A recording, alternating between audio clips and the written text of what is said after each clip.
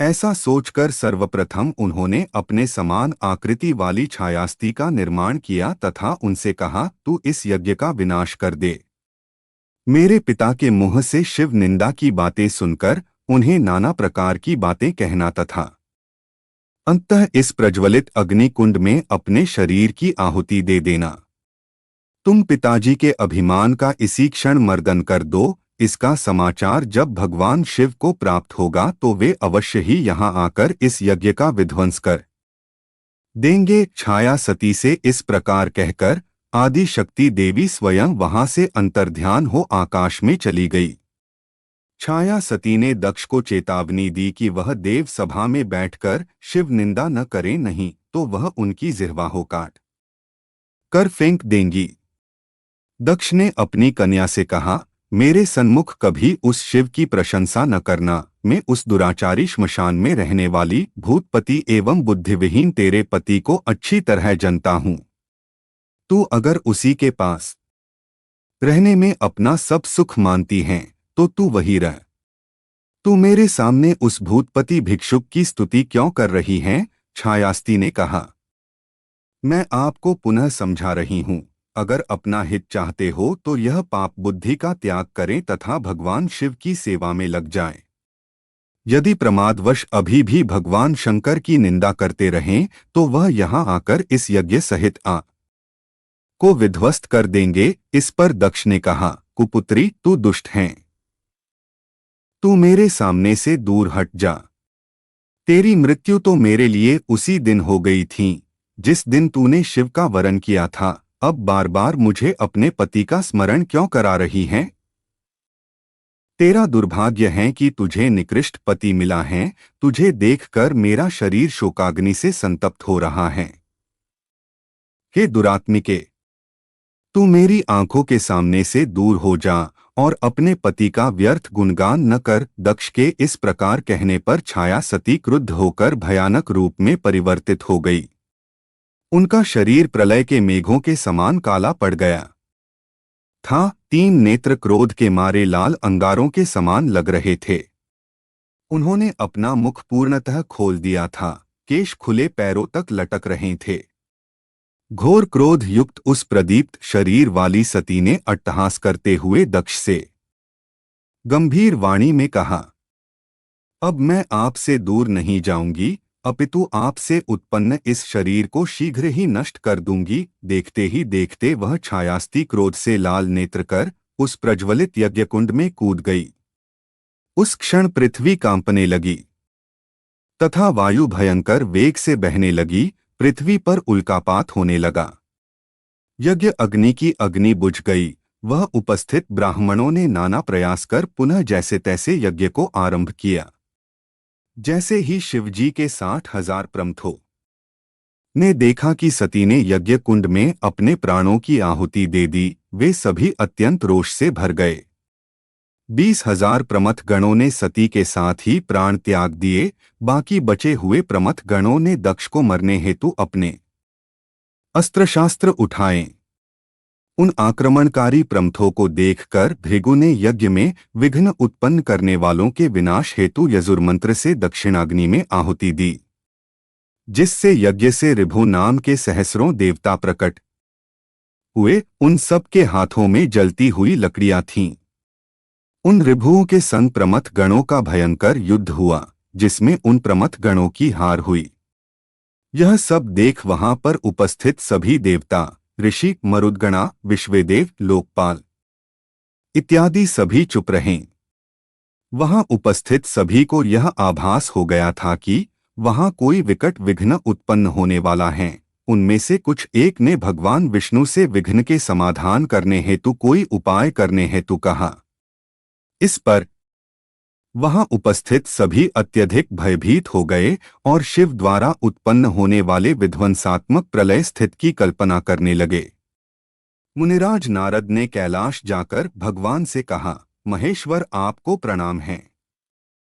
आपकी प्राणप्रिय सती ने अपने पिता के घर आपकी निंदा सुनकर क्रोधयुक्त हो यज्ञकुंड में अपने देह का त्याग कर दिया तथा यज्ञ पुनः आरंभ हो गया है। देवताओं ने आहुति लेना प्रारंभ कर दिया है। भृगु के मंत्र बल के प्रताप से जो प्रमथ बच गए थे वे सभी भगवान शिव के पास गए और उन्होंने उन्हें उपस्थित परिस्थिति से अवगत करवाया।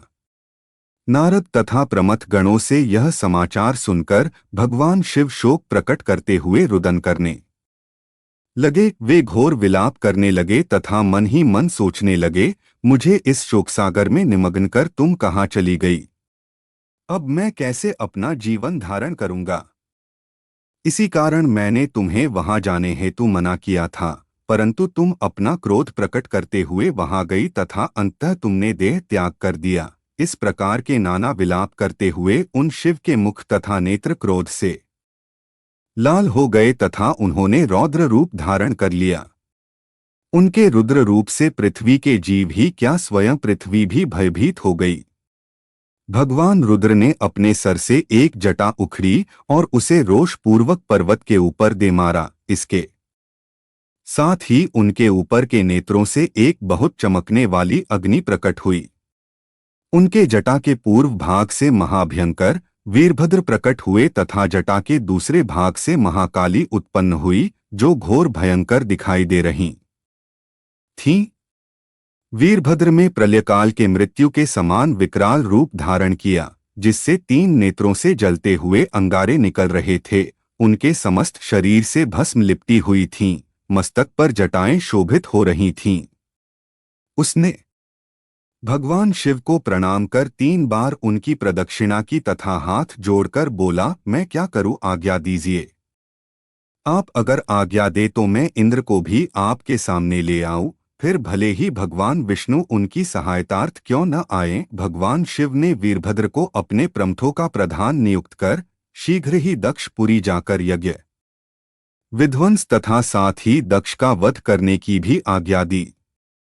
भगवान शिव ने उस वीरभद्र को यह आदेश देकर अपने निश्वास से हजारों गण प्रकट किए। वे सभी भयंकर कृत्य वाले तथा युद्ध में निपुण थे। किसी के हाथ में तलवार थी तो किसी के हाथ में गदा, कोई मूसल, भाला, शूल इत्यादि अस्त्र उठाए हुए थे। वे सभी भगवान शिव को प्रणाम कर वीरभद्र तथा महाकाली के साथ चल दिए और शीघ्र ही दक्षपुरी पहुंच गए। इस तरह से भगवान शिव ने वीरभद्र तथा महाकाली को प्रकट कर उन्हें दक्ष के यज्ञ का विध्वंस कर उनकी वध करने की आज्ञा दी। काली, कात्यायनी, ईशानी, चामुंडा, मुंडनर्दिनी, भद्रकाली, भद्र, त्वरिता तथा वैष्णवी, इन 9 दुर्गाओं के संग महाकाली दक्ष के विनाश करने हेतु चली।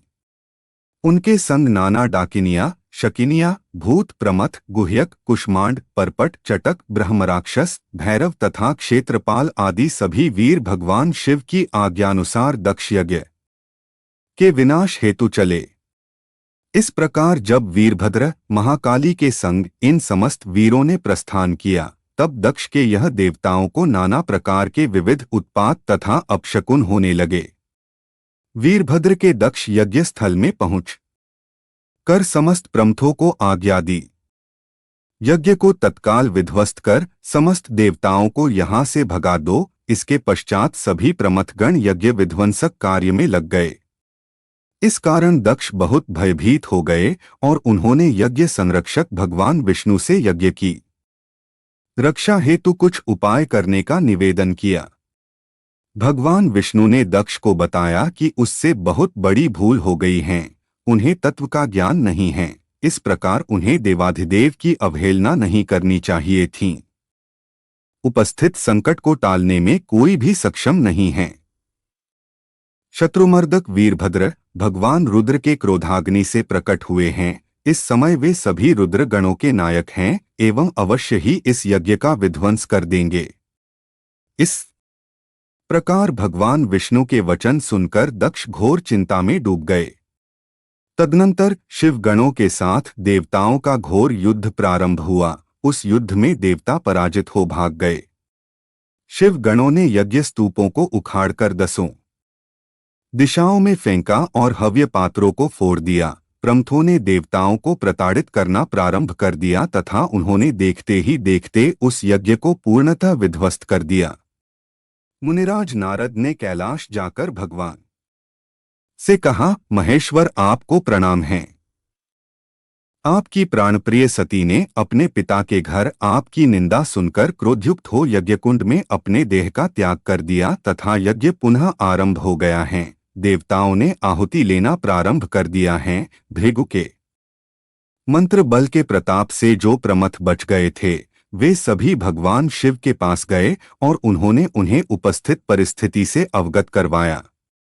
नारद तथा प्रमथ गणों से यह समाचार सुनकर भगवान शिव शोक प्रकट करते हुए रुदन करने लगे। वे घोर विलाप करने लगे तथा मन ही मन सोचने लगे, मुझे इस शोकसागर में निमग्न कर तुम कहाँ चली गई? अब मैं कैसे अपना जीवन धारण करूंगा?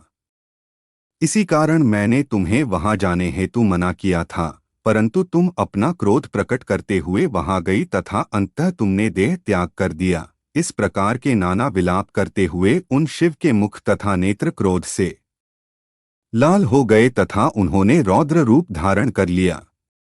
उनके रुद्र रूप से पृथ्वी के जीव ही क्या स्वयं पृथ्वी भी भयभीत हो गई।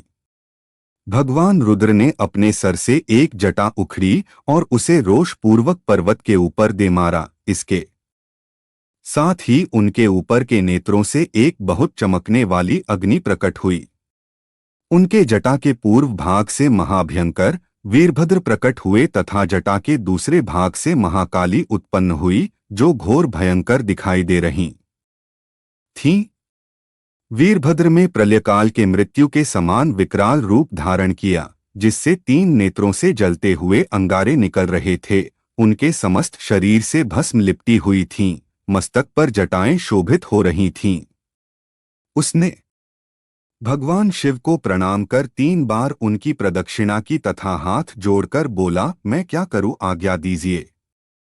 आप अगर आज्ञा दे तो मैं इंद्र को भी आपके सामने ले आऊं, फिर भले ही भगवान विष्णु उनकी सहायतार्थ क्यों न आए। भगवान शिव ने वीरभद्र को अपने प्रमथों का प्रधान नियुक्त कर शीघ्र ही दक्षपुरी जाकर यज्ञ विध्वंस तथा साथ ही दक्ष का वध करने की भी आज्ञा दी।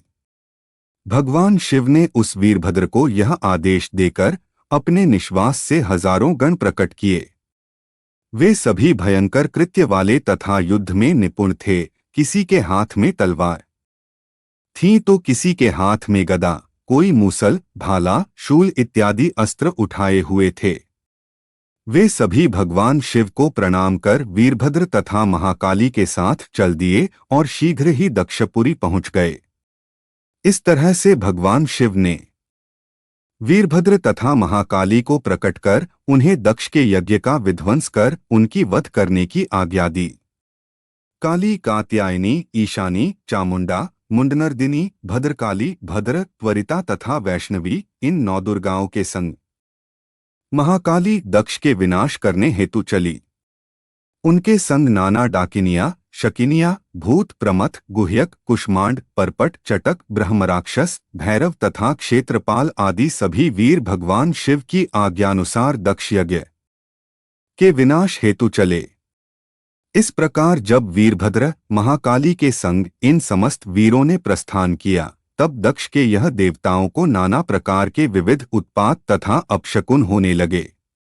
वीरभद्र के दक्ष यज्ञ स्थल में पहुंच कर समस्त प्रमथों को आज्ञा दी, यज्ञ को तत्काल विध्वस्त कर समस्त देवताओं को यहाँ से भगा दो। इसके पश्चात सभी प्रमथगण यज्ञ विध्वंसक कार्य में लग गए। इस कारण दक्ष बहुत भयभीत हो गए और उन्होंने यज्ञ संरक्षक भगवान विष्णु से यज्ञ की रक्षा हेतु कुछ उपाय करने का निवेदन किया। भगवान विष्णु ने दक्ष को बताया कि उससे बहुत बड़ी भूल हो गई है, उन्हें तत्व का ज्ञान नहीं है, इस प्रकार उन्हें देवाधिदेव की अवहेलना नहीं करनी चाहिए थी। उपस्थित संकट को टालने में कोई भी सक्षम नहीं है। शत्रुमर्दक वीरभद्र भगवान रुद्र के क्रोधाग्नि से प्रकट हुए हैं। इस समय वे सभी रुद्र गणों के नायक हैं एवं अवश्य ही इस यज्ञ का विध्वंस कर देंगे। इस प्रकार भगवान विष्णु के वचन सुनकर दक्ष घोर चिंता में डूब गए। तदनंतर शिव गणों के साथ देवताओं का घोर युद्ध प्रारंभ हुआ। उस युद्ध में देवता पराजित हो भाग गए। शिव गणों ने यज्ञ स्तूपों को उखाड़कर 10 दिशाओं में फेंका और हव्य पात्रों को फोड़ दिया। प्रमथों ने देवताओं को प्रताड़ित करना प्रारंभ कर दिया तथा उन्होंने देखते ही देखते उस यज्ञ को पूर्णतः विध्वस्त कर दिया। इस पर भगवान विष्णु ने प्रमथों से कहा, आप लोग यहाँ क्यों आए हैं? आप लोग कौन हैं? शीघ्र बताइए। इस पर वीरभद्र ने कहा, हम लोग भगवान शिव की अवमानना करने के कारण इस यज्ञ को विध्वंस करने हेतु भेजे गए हैं। वीरभद्र ने प्रमथों को आदेश दिया कि कहीं से भी उस दुराचारी शिव से द्वेष करने वाले दक्ष को पकड़ लाएं। इस पर प्रमथ गण दक्ष को इधर उधर ढूंढने लगे। उनके रास्ते में जो भी आया उन्होंने उसे पकड़कर मारा पिटा।